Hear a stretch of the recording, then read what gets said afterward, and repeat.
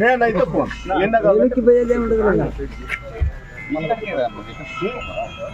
నా ఇంటికి అవసరం. నేను మీ ఆఫీస్కే కదా వస్తాండేది. మీరు మళ్ళీ నేను మీ ఆఫీస్కే కదా వస్తాండేది. చెప్పు, అర్ధగంట ఇన్నే కూర్చోండి. అన్ని మానికలు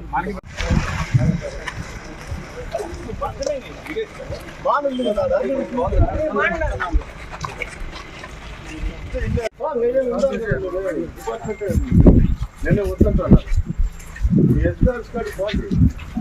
ఏది పడితే అది చెప్తా అంటాడు.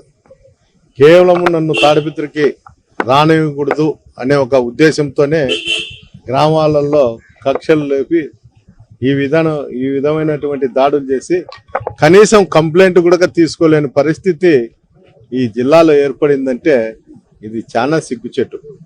అధికారులు కూడా చూడాల. జిల్లా అధికారులు దానిపైన స్పందించి పోలీస్ అధికారులకు చెప్పి ఆ కంప్లైంట్ తీసుకొని చేసే పరిస్థితి. ఇక్కడ పేషెంట్లను అడిగితే మిమ్మల్ని డిశ్చార్జ్ అయిన తర్వాత మీరు పోయి మీ స్టేషన్లో కంప్లైంట్ ఇవ్వండి అంటే దీని అర్థము మీరు డిశ్చార్జ్ అయితే గాయాలన్నీ మానిపోతాయి, మేము ఇక్కడ నుండి కూడా ఎలాంటి రిపోర్ట్లు పంపిము, మీ కేసు కూడా కట్టుకోరు అనే ఉద్దేశంతోనే వీళ్ళకు ఇక్కడ ఉండే అవుట్ పోస్ట్ పోలీస్ స్టేషన్ నుండి కూడా వాళ్ళకి చెప్పడం జరుగుతుంది.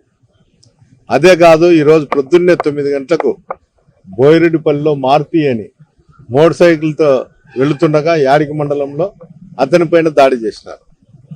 దీనికి అందరికీ సంకేతం ఏమంటే వైఎస్ఆర్సీపీ పార్టీ అనేది తాడిపత్రిలో ఉండకూడదనే ఒక ఉద్దేశంతోనే వాళ్ళు ఈ విధంగా దాడులు చేయడము, అందరినీ ఇబ్బందులకు గురి చేస్తుండడం ఈ విధంగా జరుగుతుంది. దాదాపు ఒక 20 మందిని ఈ సంవత్సరం కాలంలో కొట్టడం జరిగింది. ఏ ఒక్కరిది కూడా కంప్లైంట్ కూడా తీసుకోవడం లే.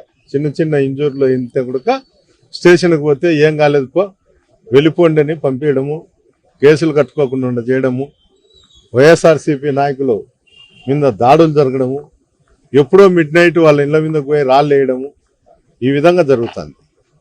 కనీసము సామాన్య ప్రజలనైనా కానీ అధికారులు చూసి వాళ్ళని రక్షించే పరిస్థితులన్నా ఉండాల. ఆ పరిస్థితి కూడా లేదు.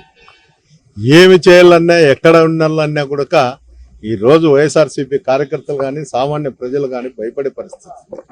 నేను ఎన్నిసార్లు కూడా అధికారులకు చెప్తాను, తాడిపత్రిలో ఎప్పుడో గుంటకల్లో బంగ్యాకు ఉంది అని చెప్తాన్నారు గుత్తి రైల్వే స్టేషన్లో. ఈరోజు తాడిపత్రి నుండి అనంతపురం కూడా బంగ్యాక్ అనేది రావడం జరుగుతుంది. అందరికీ తెలుసు ఈ బంగ్యాకు వ్యవస్థ ఉంచి అందరి మీద దాడులు జరుగుతున్నాయి. నిన్న ఎన్టీవీలో వచ్చింది ఓ న్యూస్. ఏమొచ్చిందంటే వైఎస్ఆర్సీపీ కార్యకర్తలు తెలుగుదేశం నాయకుని కొట్టినారు అని. ఎలా జరిగిండొచ్చేమో కానీ తిరిగి వాళ్ళు కూడా వీళ్ళని కొట్టిండేది కూడా చెప్పాలి కదా.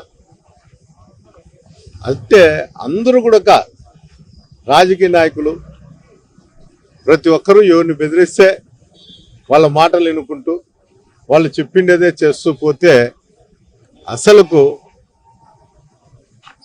ఏ ఛానల్ వాళ్ళకి కానీ పత్రికలకు కానీ మీద కూడా నమ్మకం పోతుంది ప్రజలకు. మనం ప్రచురించేది, మనం చూపించేది ప్రజలు తెలుసుకుంటారు. వద్దని తెస్తే ప్రతి ఒక్కరు కూడా టీవీ పెట్టి చూస్తుంటారు. మీరే తప్పుడు సమాచారం పబ్లిక్ పంపిస్తే అది ఎంతవరకు సమంజసమో మీరు ఒకసారి చెప్పండి. ఇవన్నీ మానుకొని ఏది ఉంటే అది మీరు చేయక చట్టం పరిధిలో ఉండేటువంటి పోలీస్ అధికారులు చేయక ఎవరు చేస్తారు? ఏదో రోజు తిరుగుబాటు అనేది జరుగుతుంది. ఆ తిరుగుబాటు జరిగినప్పుడు ఆయన చెప్తా అంటారు, మా ప్రజలు ఊరుకోడు, ఎక్స్ఎమ్మెల్యే తాడిపత్రికి వచ్చారు. అందరికీ ప్రజలు ఉంటారు, అందరికీ కూడా అభిమానులు ఉంటారు. నాకు కూడా 85,000 ఓట్లు వేసినారు. వాళ్ళ ప్రజలు నన్ను ఒప్పుకోకపోతే తాడిపత్రికి వచ్చేకి మా ప్రజలు కూడా 50 ఇట్లా ప్రతిదాడులు చేసేకు ఇంకో దాన్ని చేసేకు ఉంటాయి. ఇవన్నీ నేను మాట్లాడితే ఏ విధంగా ఉంటుందంటే, నువ్వు తాడిపత్రికి రావడం లేదు, పోలీసు అధికారులు ఉన్నారు, రెచ్చగొట్టే వాక్యాలు మాట్లాడితే నిన్ను తాడిపత్రికి ఇప్పట్లో మేము పంపించలేము అని చెప్తారు.